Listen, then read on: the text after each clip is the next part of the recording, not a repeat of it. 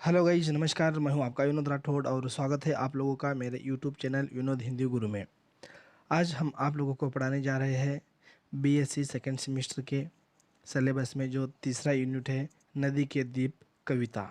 यह जो कविता है अज्ञे द्वारा वह लिखी हुई है। सच्चिदानंद हीरानंद वात्सय अज्ञे जो लेखक है उनके द्वारा लिखी हुई कविता।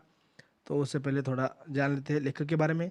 अज्ञे जी जो आधुनिक काल के प्रयोगवादी कवि हैं और तार सप्तक के जनक भी माने जाते हैं। हिंदी में देखिए, चार सप्तक वह जो समूह है, माने सात सात सात जो लेखकों का वो जो समूह को ही तार सप्तक कहा जाता है। तार माने कि सात, और जो तार सप्तक के जनक भी माने जाते हैं और जो ज्ञानपीठ लेखक भी माने जाते हैं।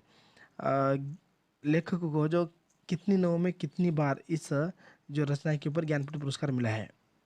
उनकी प्रमुख जो रचना इस तरह है: शेखर एक जीवनी, नदी के द्वीप, अपने अपने अजनबी, कितनी नौ में कितनी बार ज्ञानपीठ पुरस्कार मिला है और आदि। सारांश, जो इस कविता का सारांश इस तरह है: नदी एक माँ की तरह, जिस तरह द्वीप के जो उभार वह सैकत कुल को गढ़ती है, उसका आकार बढ़ाती है। संस्कृति वैसे ही जो व्यक्तित्व की रूपरेखा, चाल चलन, चरित्र और मानवीय मूल्य बोध को वह गढ़ती है। द्वीप की विशेषता है कि वह नदी पर एक भाग होकर भी उसने अलग वह अस्तित्व रखता है। देखिए, नदी के द्वीप, नदी माने जैसे कि रिवर नदी, और द्वीप माने जो बीच में जो लैंड होता है ना, उसे ही द्वीप कहा जाता है।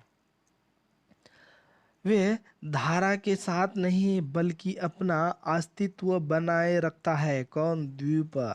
उनका समर्पण नदी के प्रति है, संस्कृति के प्रति समर्पण और स्वतंत्र अस्तित्व का ही निर्माण करता है। व्यक्तित्व उस संस्कृति या परमात्मा में बहता नहीं। ऐसा करने से वह रेत बन जाएगा। रेत के कण की कई अलग जो पहचान नहीं होती है।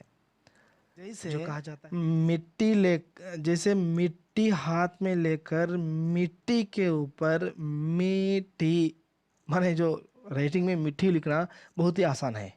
और एक बार दोहराता हूँ, हाथ में मिट्टी पकड़ के और मिट्टी के ऊपर ही मीठी करके लिखना बहुत आसान है, मगर पानी के ऊपर पानी हाथ में पकड़ के पानी लिखना बहुत ही मुश्किल है। तो गाइस, आगे बढ़ते हैं। देखिए, यहाँ पर नदी, भूखंड और द्वीप, तीन जो ऐसा जो रोल है। नदी माने वह माता का रूप है, ध्यान से सुना। नदी जो है माता का रूप है और भूखंड जो है पिता का रूप है, और द्वीप जो है यह बेटा माने पुत्र का वह अस्तित्व रखता है।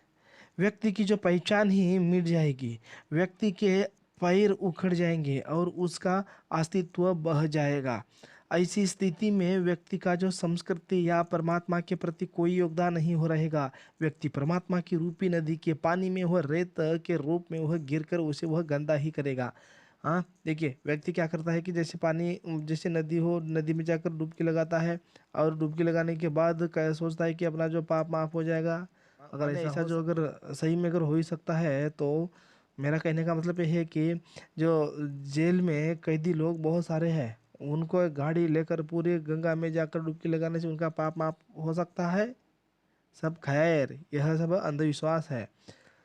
कहा जाता है ना, जैसे एक लाइन याद आती है: गंगा नहाने हरिद्वार काशी गया, गंगा नहाते हुए ये ख्याल आया, मैंने तन को धोया मगर मन को धोया नहीं, गंगा नहाने से क्या फायदा।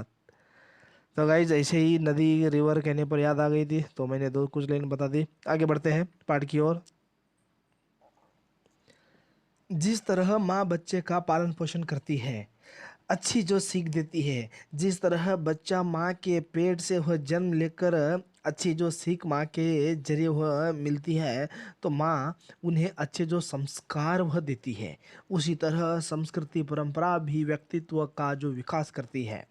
लेकिन जिस तरह शिशु माँ के वह गर्भ से वह निकल कर स्वतंत्र अस्तित्व हासिल करता है, जो वयस्क वह होने पर माँ से अलग अपना जो स्वतंत्र अस्तित्व वह विकसित करता है। उसी तरह व्यक्ति भी संस्कृति या परंपरा से वह रूप, आकार और जो संस्कार पाने के बावजूद मूलतः स्वतंत्र जो अस्तित्व रखता है।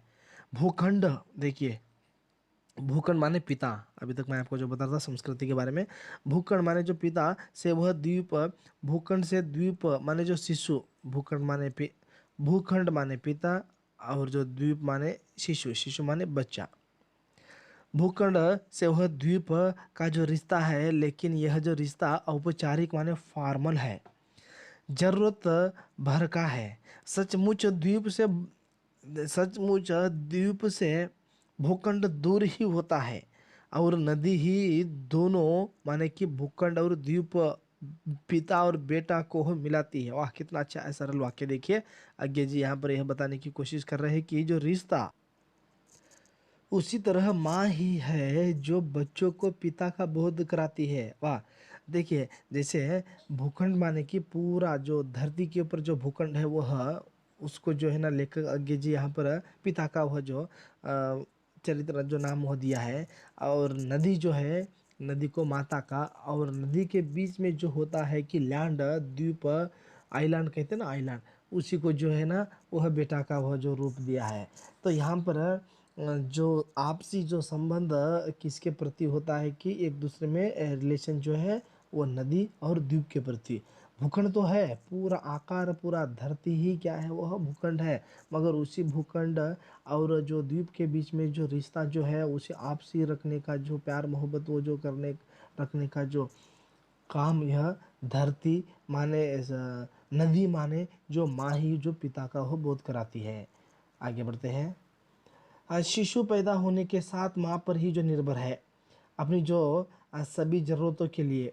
कवि इस कविता में हमें व्यक्ति जो समाज और संस्कृति का ऐसा ही जो संबंध देखते हैं। व्यक्ति के लिए संस्कृति आंतरिक है, आंतरिक है, जो जीवन यो जो शक्ति है, जबकि जो समाज वह बाहरी है, जो जीने का जो साधन प्रस्तुत करता है। इस कविता में व्यक्तित्व का जो केंद्रीय वह गुण है स्वतंत्र। इतिहास गवाह है कि बहुत ऐसे दौर आए हैं संस्कृति या परंपरा के जोर पर जो स्वतंत्र वह नष्ट हो गया है। जिस तरह कुछ गलती हो जाने पर या हमारे जो बुरे आचरण पर माँ भयानक रूप वो धारण कर लेती है, उसी तरह संस्कृति भी हमें जो तोड़ कर हमारे चरित्र का जो नया निर्माण करते हैं। हमें यह जो नव निर्माण हो स्वीकार है।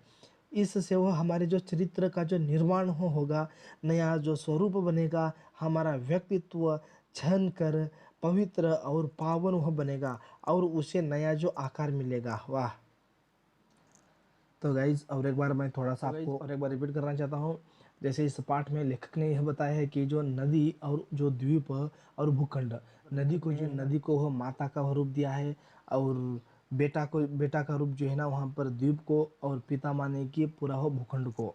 तो इन तीनों जो पात्र में जो रोल में जो है ना ज़्यादा रोल हो किसका है, वह नदी का ही है, क्योंकि नदी और जो नदी के बीच में जो लैंड होता है, आइलैंड, तो वह नदी के ऊपर ही सब निर्भर है। चाहे अगर नदी में अगर कोई प्रलय या कोई वेव माने जो लहर से वह द्वीप को भी डुबा सकती है, हो सकता है, मगर नदी ऐसी करती नहीं है, क्योंकि अपने जो बेटे के प्रति उनका प्यार मोहब्बत होता है, वो बेटे को डुबा नहीं सकती है।